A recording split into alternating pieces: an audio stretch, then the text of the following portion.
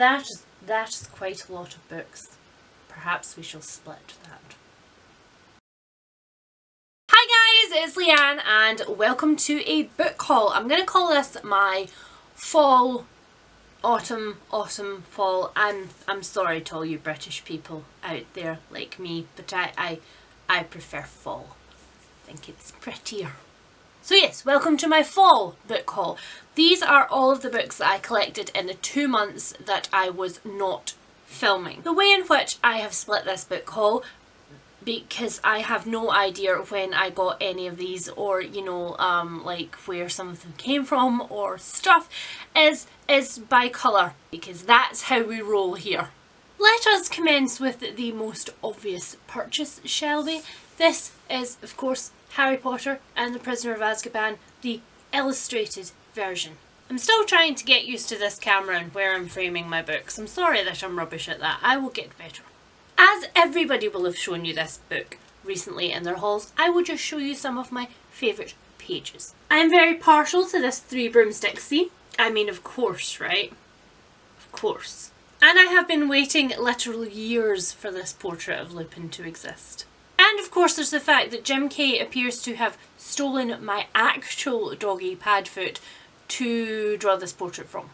The next book that I have is possibly my favourite book of the year for 2017. So I'm going to show you it only briefly, because otherwise I will ramble on about it for far too long and then you will be sick of it by the time we get to end of year wrap-ups. And that is The Good Daughter by Karen Slaughter. This is my first Karen Slaughter, and you get to say I told you so. It is my first Karen Slaughter standalone, you may say I told you so, and really I should have listened to the wonderful Kirsty from Ravenclaw Reading Room a lot earlier, because I just love it so much. This book is essentially a family tale, and I think you could quite easily market it under literary fiction just as well as you could mystery and thriller. This is about the Quinn family who have been torn asunder by a horrific crime. Karen Slaughter pulls no punches. Trigger warnings for everything. Everything.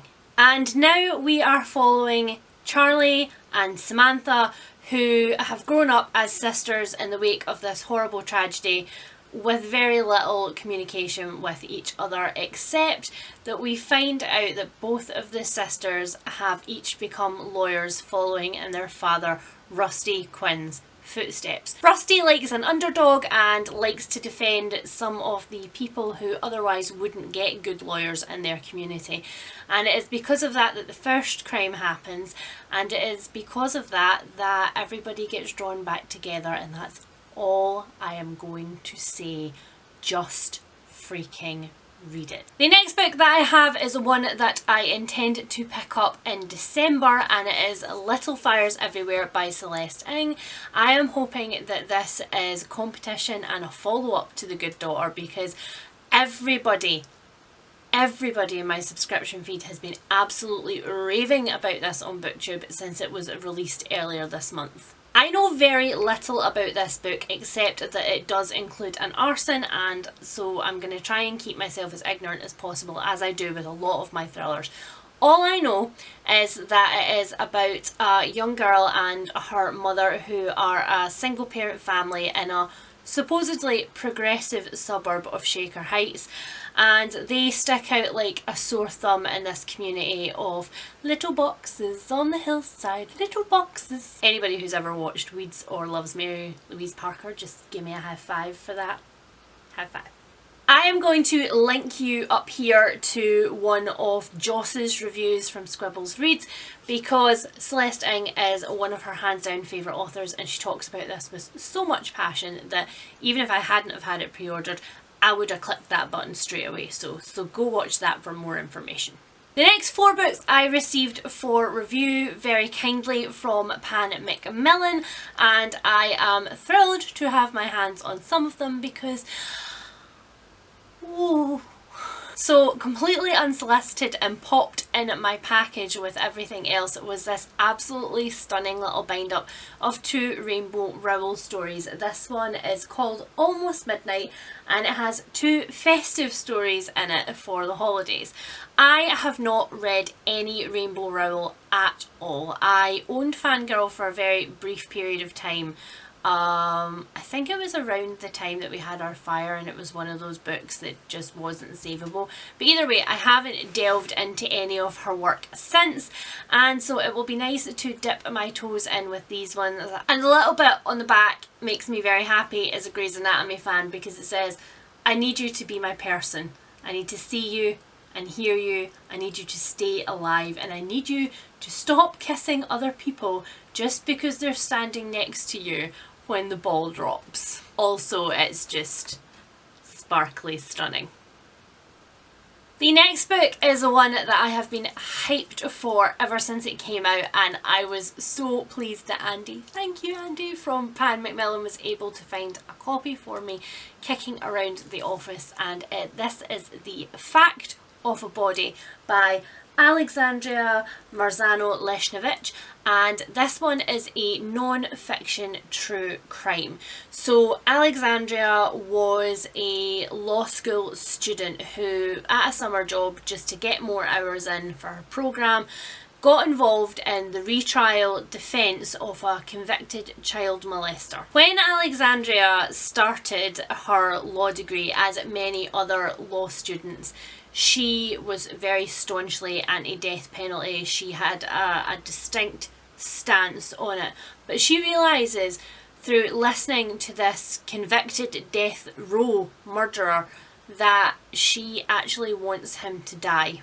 And that is really difficult for her. And so this is a memoir of how she was involved in that case, of how that case went, of how it changed her as a person and as a student, and I believe of the history of some death row things in the United States, which I'm very interested in. The next book that I have from them to review is Only Child by Rhiannon Navin, and this one is the proof copy, of course, and you can see on the cover that it has Pop 1, Pop 2 and Pop 3 all the way to number 9 on the back, and that is because these pops represent the gunshot noises that Miss Russell's 6-year-old class hears from the cupboard that she's managed to drag them into when a gunman appears in their school. This one comes out in March 2018, so it is a bit of a cheeky one to be showing you guys at this point, but when I do read it, which will be at the start of 2018,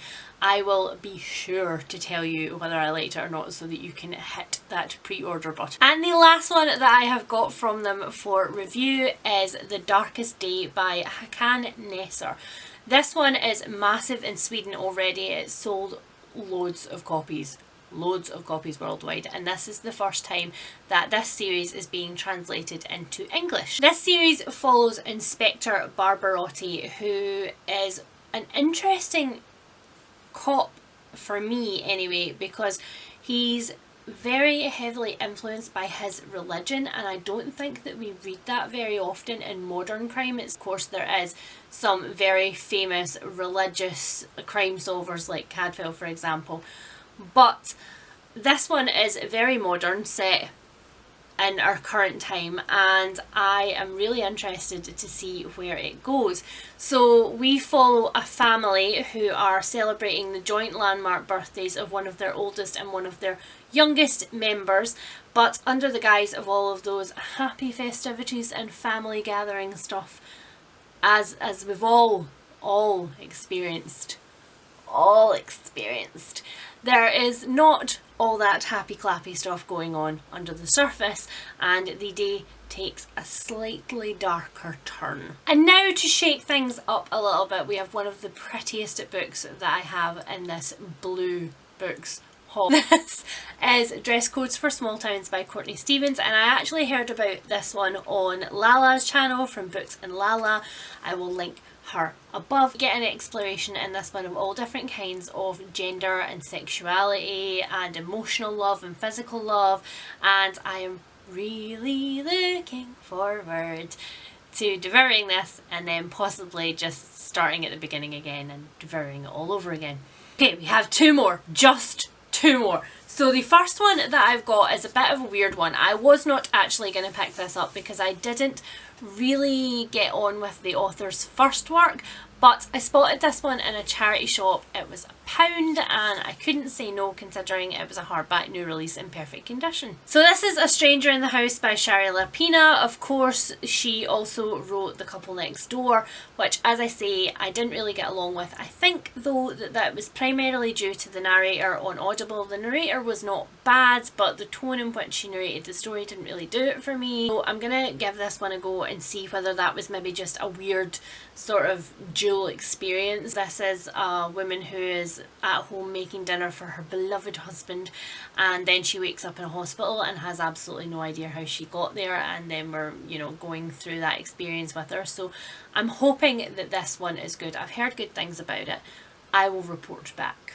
The last one that I have got is a book which I am very much looking forward to, and it is Therapy by Sebastian Fitzek, and it's translated from the German by Sally-Ann Spencer, I believe the lady's name is. I'm really looking forward to this one because it plays with a couple of the things that I really like to see in mysteries or thrillers. As you can tell from the title, it includes psychological therapy, which I like a lot. Essentially, our main character's young daughter had an inexplicable, unexplained illness, and she was going through treatment for it, and whilst she was going through that treatment, she disappeared one day from her doctor's office and was never seen again. Years later, our main character, who is a therapist himself, has had to let go of this experience, but he reluctantly agrees to start treating a woman who has a very odd mental disorder. She is a fiction writer, and all of her characters come to life for her as part of her personality, so it's a bit of split personality disorder as well. And she has a character who is a young girl who has mysteriously gone missing and has a mysterious illness, and he starts to put two and two together and link it to his daughter. That is all from the back. It's quite a complicated synopsis, so no wonder it's so long, but I am so hoping that this is going to be amazing. It's super short. Some of it's done in question and answer format because of course it is from therapy sessions, so I want it to be as good as it sounds.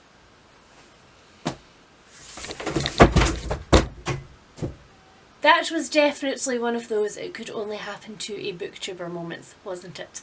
It's okay, they are all unharmed. But anywho, that is everything that I have for this blue themed book haul. I will be back with part 2 of my fall book haul very soon, which basically contains everything that wasn't blue. Until next time, hopefully with less book collapses. Bye! Now I have to put them all away. Why do I do this to myself? Please don't fall over.